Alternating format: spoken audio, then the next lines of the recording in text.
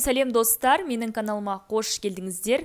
Мен бүгін сіздерге өзіне деген сенімділікті арттыруға көмектесетін ең қарапайым 4 құралмен бөлісемін. Егер де менің видеом ұнаса, менің каналыма тіркеліп, лайк басуды ұмытпаңыздар.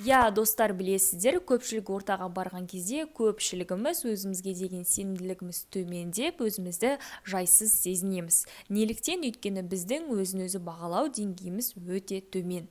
Өзін-өзі бағалау деңгейі ол бізде бала кезден қалыптасады. Бірақтан да бізде мысалға 100% адамдарды алатын болсақ, оның небәрі 20-30%-інде ғана бала кезден өзін-өзі бағалау деңгейі жоғары болып, ол өзіне сенімді адам болып қалыптасады.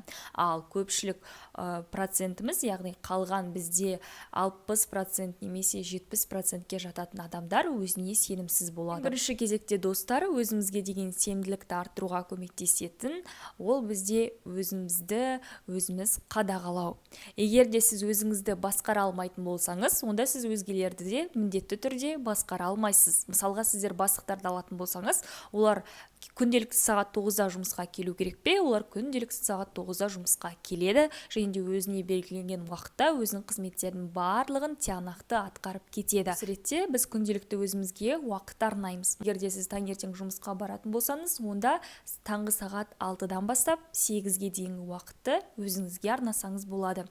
30 минут жүгіру, 30 минут өзіңізге көңіл бөлу, өзіңізді ретке келтіру, немесе кітап оқу, таңғы ас ішу.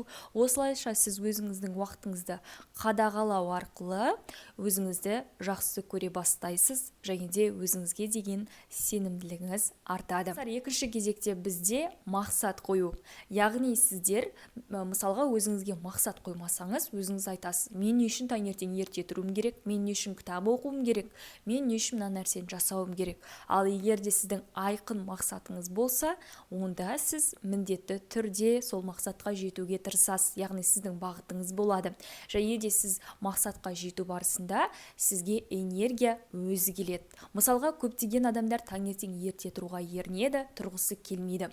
Ал егер де ол адамдар өзіне мақсат қоятын болса, мысалға, мен түрік тілін үйренемін. Таңертең 30 минут немесе 1 сағатын түрік тілін үйренуге арнайды, және де мен 1 жылдан кейін Түркияға барып, жалғыз өзім саяхаттаймын деген сылды өзіңізге мақсат қойсаңыз, онда сіз міндетті түрде мақсатқа жетесіз. Өйткені сіздің сол мақсатыңыз сізде күнделікті ерте тұруға өзінің көмегін тигізеді, және сізге энергия береді, және сіздің бір бағытыңыз болады. Ал егер де сізде ешқандай мақсат болмаса, онда сіз бір адасып жүрген адамға ұқсайсыз. Яғни орманда адасып жүресіз, қайда барасыз, қай жолмен жүру керектігінде білмейсіз. Сенімділікті жалпы төмендететін бір қасиет бар. Бұл бізде күдіктену деп аталады. Мысалға, сіздер бір зат сатып алдыңыз, бірақтан да ол заттың сіз өте жақсы екенін білсеңіз де оған күдіктенесіз. Мен мысалға iPhone сатып алдым, бірақ мен бұл iPhone-ды босқа сатып алған сияқтымын, оның бағасы тым қымбат.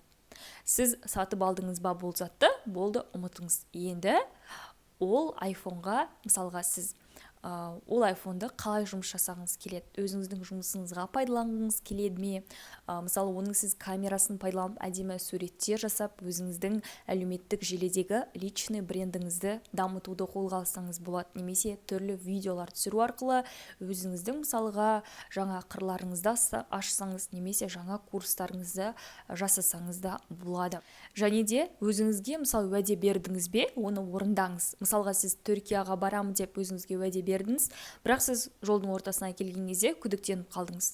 Мен Түркияға барсам не істеймін, қайда тұрамын, тағы да басқа деген сынды сіздің ойларыңыз, сіздің миыңызға жаман ойлар келеді. Бірақтан да сіз түрікшені 100%-ке үйреніп алсаңыз, онда сізде ақша болса, онда не кедергі бар? Ешқандай кедергі жоқ. Сіз ақшаңызды аласыз да Түркияға барып, саяхаттап, өзіңіздің арманыңызды, мақсатыңызды орындап қайтсаңыз болады. Егер де сіздер де бір істі бастаған болсаңыздар, бір затты сатып бастасаңыз да, оны ары қарай жалғастырыңыз. Яғни кез келген бастаған ісіңізді сіз міндетті түрде ақыр аяғына жеткізіңіз. Өйткені сонда ғана сіз өзіңіз нәтижеге қол жеткізесіз. Мысалға бір затты бастап алып, ой жоқ, менің бұл нәрсе қолымнан келмейді екен, немесе мен түрікше үйрене алмайды екенмін деген сынды жарты жолдан тастап кетпеңіз. Онда сіздің өзіңізге деген сенімділігіңіз күрт төмендейтін болады. Және де басты нәрсе, сіз өзіңіздің жасалуы керек жұмыстарыңызды алдын ала жазып алыңыз. Мысалға, сіздің энергияңызды қандай заттар алады.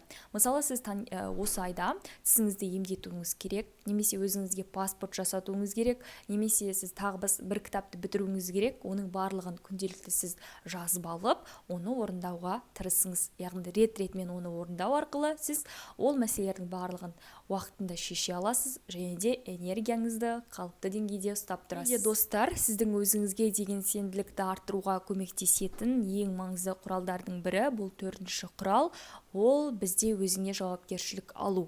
Мысалға, сіз ерте тұрған жоқсыз, себебі сіз түнде кеш ұйықтаған болатынсыз. Бірақ бұған кім кінәлі? Әрине өзіңіз кінәлі. Өйткені сіз өзіңізге жауапкершілік алған жоқсыз. Сізде таңдау болды. Сіз ерте жатып, таңертең жүгіруге ояну, таңғы асқа ерте ояну, немесе кітап оқуға ояну, тағы басқа. Ал сіз ол нәрсені жасаған жоқсыз. Демек, бұл жерде барлық жұмысқа сіз өзіңізді кінәлауыңыз керек, және өзіңізге жауапкершілік алу арқылы сіз міндетті түрде нәтижеге қол жеткізесіз. Мысалға, сізде таңдау бар: чипси алу, немесе көкөністер алу, дұрыс тамақтануды қолдау, немесе кітап оқу, ал жай ғана кино қарау, немесе далада серуендеу, жүгіру, ал үйде бос жату, демалу. Оның барлығын сіз өзіңіз таңдау арқылы қол жеткізе аласыз. Ең бастысы, сіз дұрыс таңдау жасасаңыз ғана, және өзіңізге жауапкершілік алсаңыз ғана, сіздің өзіңізге деген сенімділігіңіз артады. Ал егер де сіз өзіңізге жауапкершілік алмай, өзгелерді өзіңіздің өміріңізге кінәлі етсеңіз, онда сіз ешқашан өзіңізге сенімді адам болмайсыз. Сол себепті де міндетті түрде бүгіннен бастап өзіңізге жауапкершілік алып, өзіңізге деген сенімділікті арттыруға көмектесіңіз.